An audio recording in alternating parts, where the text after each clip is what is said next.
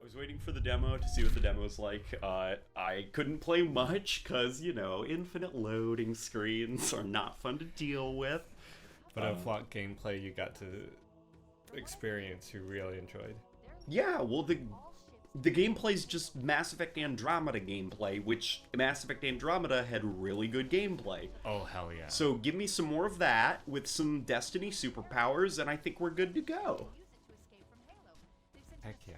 Yeah, and I mean, those are my thoughts on Anthem. It's a pretty game with good gameplay, and I'll need to play more of it, but hey, I'm a big fan of the Frostbite engine in general, so I tend to buy Frostbite games, because I like seeing the evolution of that engine.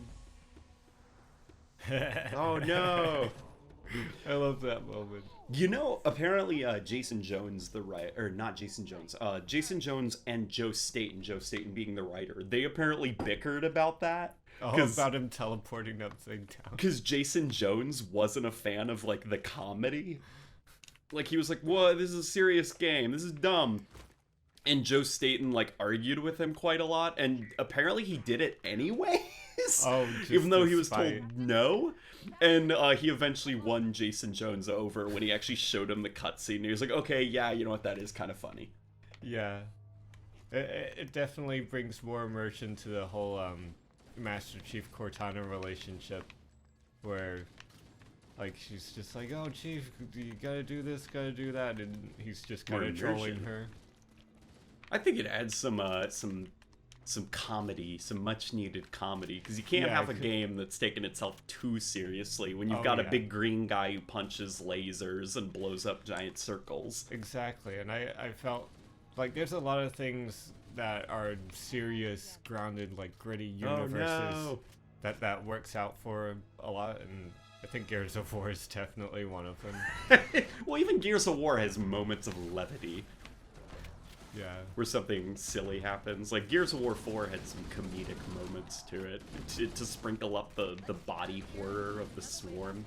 Oh yeah, and even Gears of War 2 with Carmine being like the noob of the squad and stuff. Didn't he get, like, digested? By a worm, yeah. Yeah, I just remember something really sad happening to him. It's a really cool level. There's a pistol over here if you need it. What kind of pistol? Like a proper pistol. This is a real man's pistol. This is a real man's pistol. But yeah, quite recently, this is actually my favorite level of CE currently. People don't like keys, and I don't know why. I really like this level a lot. Oh yeah. It's just, like, there's something about the glowing green liquid. Yeah, and you look up and the ship is there all the time, so, you know, you have these closed, narrow spaces in the rocks, but you can see far up the ship is there, and it's leaking all of the different, like, fuels and goops. That's what that is. I can't believe I never noticed it. Yeah, that's like the weird goo fuel thing coming from the Covenant ship. Oh my god, I can't believe I never put that together. Yeah, you're totally right. That's what that is. I mean, this level definitely went over my head, like, the first few times I played it, like, ever, in childhood days and stuff. But I especially like that it, you know, capitalizes on the whole, like, coming in between something already starting. Like, I think the next area we go to that has the hunters. Yeah, like, stuff's already going on by the time you arrive. Exactly, with the Covenant trying to handle the flood situation, and yeah, because two betrayals, like, it's there, but it's far spread out, so you're like, oh, this is gonna be the same as the assault on the control room, keep your distance and stuff. Oh no, the flood are here. You know, the flood are fun. Like, it's easy for the layman who is playing this game from start to finish in one sitting to be like, ugh, the floods suck, I hate them, but if you play it in bursts, like, the flood were a fun way to break up the gameplay. Oh yeah, because the Covenant, it definitely has that solidity there with the whole, like, power triangle stuff going on. Well, it's you versus the Flood versus the Covenant versus the Flood. Like, there's a three-way battle going on. Oh yeah, They're sending in their little carriers. Remember, if you double tap the reload button and switch, you'll reload the gun in your pocket. Oh yeah. That's my favorite glitch from Combat Evolved. Like, I keep forgetting about that one. Yeah, you can reload guns in your pocket. I freaking love it. I forget, does that also work in multiplayer? Yeah. Nice. Yeah, so in multiplayer, when your gun runs out of ammo, double tap reload, and then switch to your other gun and start opening fire, and you can switch back to your other gun and it'll have been reloaded. Nice. Combat Evolved, the older Halo games were like, there were weird glitches like that Bungie just missed in QA testing. I like those. They add like a little layer of skill to the game because it's like a hidden secret that only you know about and you can take advantage of it. A little similar to crouch jumping places. Yeah, crouch jumping is another really good example of like the game doesn't tell you to crouch jump, you figure it out on your own. Oh yeah. Now there's, of course, the Halo 5's clamber. It's the enhanced mobility we don't need to get into.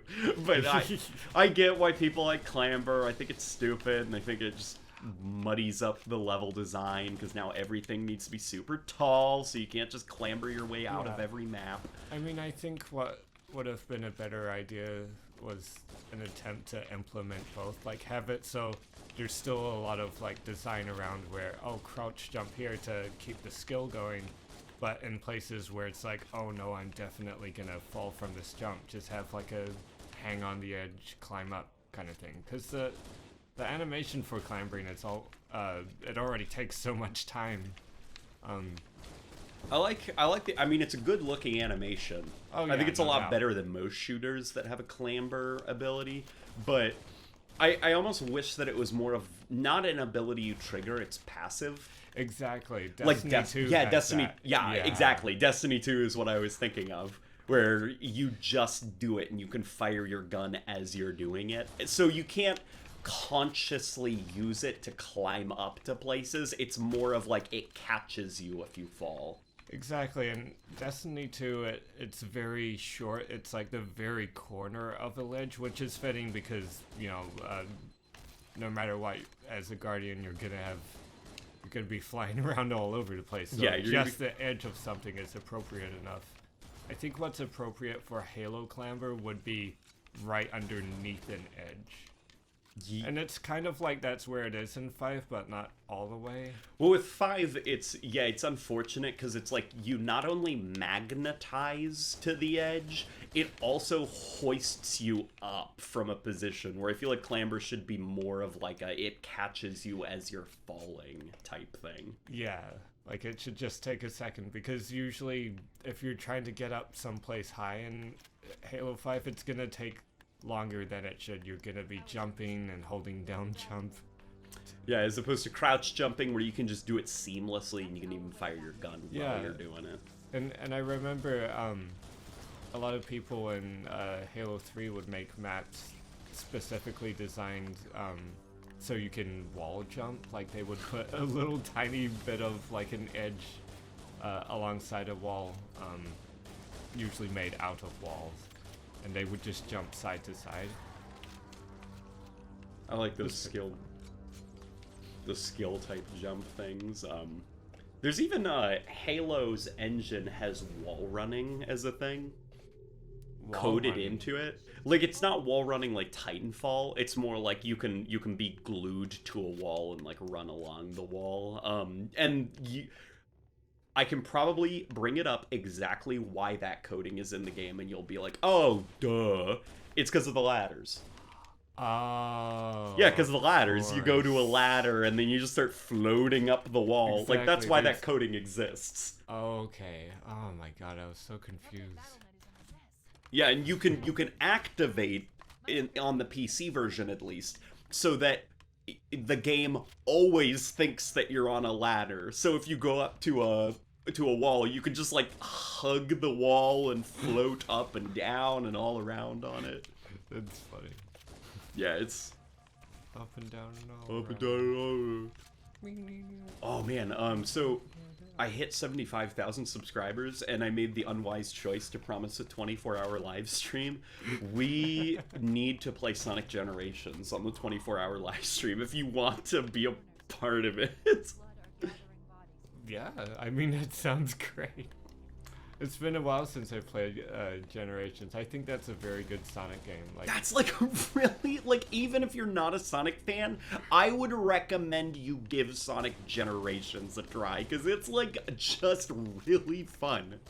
yeah, because it's definitely like a nostalgia-driven game, but it does make a good introduction to, like, here's kind of Sonic as a whole. Here's a bunch of recreated, like, levels inspired of. Yeah, here's games fan and favorite stuff. levels and City on Fire from Sonic 06. City on- Yeah, I forgot the name of it. Crisis City. Yeah, Crisis City. Yeah, but it's just like a fun platforming game where you run really, really fast. It's almost like a racing game in the way that, like, your objective is to shave off your best time. Yeah, and I don't think they have a comparison to, like, global scores and stuff. They do. They have They do? leaderboards. Yeah, they have Okay. speedrun leaderboards in that game. It's sad that the immediate follow-up, Forces, wasn't. Yeah, I was about to mention Forces. Yeah, you clinged to that game for a little while. You tried to give it. I really did, and then I discovered it doesn't have the same replay value as past Sonic games do. Yeah, have you seen that GIF online of that guy who one of the levels for the first minute and 12 seconds you don't need to press anything. You can just hold forward and, like, you're completely fine. Oh. In Forces. Oh my god. Yeah, like to that's how, which I get that, like, Sonic is probably like a really hard series because it's child friendly, but Sonic Generations is surprisingly deep in the way that, like, you have to get your timing down in order to move so quickly. Oh, yeah. So they want to figure out how to keep the speed while making it accessible to children, and the solution is dumb down the level design, so all you have to do is press forward. Yeah. Oh, goodness. Yeah, Forces just seemed kind of like a clash of attempting to do You're a gonna lot of things at once. If you're lost, you're gonna teleport to me in a second. Oh, It's yeah, okay. I'm very lost. Yeah, just hang up till I get to a checkpoint, and then you'll tell. Yep, see, there we go. I'll fend them off. Oh, and I just. Oh no! Combat above, stop! They're gonna turn us around again. Oh, classic combat evolved. Oh, Brilliant game for the ages. I don't think Combat Evolved will ever lose its specific brand of magic that it's just kind of solidified in its own time. Oh, Combat Evolved is such a fun game. It's I consider it on par with Half-Life. Like, I don't think that that's controversial to say that this game is kind of as good as Half-Life, if maybe not a little bit better, since this game has a really fun combat loop, where with Half-Life you're just shooting guys. I'd say Or that's hit pretty crabs, fair. or- From what I've seen of Half-Life, I haven't really played much any Half-Life, but I have seen a lot of it. Half-Life's a lot of fun, but its combat loop is reactionary. It's more like, I'm startled by something, like click, click, click, click, as the mouse is enemies are centered. more kind of treated like hazards in a sense. Well, not hazards. It's almost like, have you ever played that, what's that top-down game? Where it's like, if you die, you immediately start back at the beginning of the room. It has the really good Hotline Miami. Oh, yeah. It's kind of like a first-person that, where the idea is you enter a room, and holy crap, there's a bunch of guys, and there's like 10 seconds of you all shooting at each other, and then when the smoke settles, all that's left is you standing. Like, Oh my that's God. And if you die, reload last checkpoint or last autosave. Like, that's kind of Half-Life's combat loop, where I think this is a bit more fun, where it's kind of like a dance. It's a covenant dance. Yeah, as Bungie called it, a covenant dance, where it's 30 seconds of you juggling different guns and attacking different enemy types, which make the other enemy types react in different ways. Oh yeah, and I think overall that's something that I definitely like about Halo. It's like mixing the whole Flood Covenant combination, and even with like Covenant fighting itself in Halo 2, when you come in between like brutes, like chasing after grunts and stuff. Yeah, like it's interesting as well, because like not a lot of people did this for first-person shooters. Like, could you imagine if just every enemy was an elite without shields? You know, where they're all just shooting at you, they're all running to cover, like they're all the exact same enemy. This game would be super boring after a while. So it was like pretty smart of Bungie to want to have the different enemies that all react in different ways, and even kind of react off of each other. Yeah, because the variation is the strong suit, because in Halo 4, they kind of hype up the whole Covenant, Promethean comparison, where like a Promethean Knight will do something super badass, and you're like, oh, I guess they're stronger than the Covenant is. There's a few events that happen, I don't really remember, but they're kind of like scripted, and a Promethean Knight will like kick an elite's ass or something. Yeah. I think there's one where it like destroys a ghost. I think like it's kind of weird because like the Prometheans in Halo 4, it's hard to really be critical of them, because some encounters with them are actually pretty fun, while others are more tedious and boring. Like when the level sends 5 knights at you all at once, and it's just like, oh guys, come on. Yeah. But then when you get something like a couple knights and crawlers fighting elites, and then it's like actually pretty fun. Like the Prometheans bounce off of the Covenant really well. Oh yeah, and whether they're fighting each other or alongside each other. Yeah, like that's kind of when Halo 4 is at its most fun, when it's combining the Covenant with the Prometheans, because the Prometheans aren't unusable. Like when you combine a knight with like a squad of jackals and some grunts or whatever, then that's pretty cool and fun. Yeah. You know, or jackals with a swarm of crawlers. Like, that's kind of cool, the idea of the crawlers rushing you while the jackals hold the line with their shields. Yeah, because the crawlers are just basically swarm, like, essentially to begin with. Yeah, from what I understand, their AI behaves in the way that the crawlers do have a swarm mechanic in Halo 4, where if a knight is doing okay, the crawlers will back off and they'll fire at you from a distance, but if the knight's shield drops, that's when they get super aggressive and they start swarming you to give the knight an opportunity to like flee and recover his shields. Yeah, that's most of the rage that I have with the Prometheans. Oh yeah, especially in 4. Yeah, it's I almost feel like I wonder if teleport rage. Disable the teleporting. And I wonder how much of an effect that would have on the Prometheans of making them more fun to fight. If they had to physically run away from you to recover their shields like an elite would. Maybe. I bet it would be more fun to fight against. They do run away, but in a very infuriating way, where most of the times I found myself just whittling down all the enemies except the Promethean Knights, and then just having to wear them down, with it taking a little longer than it should because they just teleport around everywhere and stuff. They still have a lot of fun moments when it comes to fighting them. It's a completely different strategy. But yeah, it really is that. You using the term whittling, it's like, yeah, that's it feels like you're whittling a stick sometimes when you're fighting the Prometheans. Yeah, you gotta get rid of all the crawlers, you gotta make sure the Watchers don't bring in even more crawlers. That's kind of, I think, where the Prometheans fail, in that the Covenant, you don't have to kill the grunts first. You don't have to kill the elites first, where with the Prometheans, you kind of have to deal with each squad of them the same way, otherwise you're gonna have a bad time. Yeah.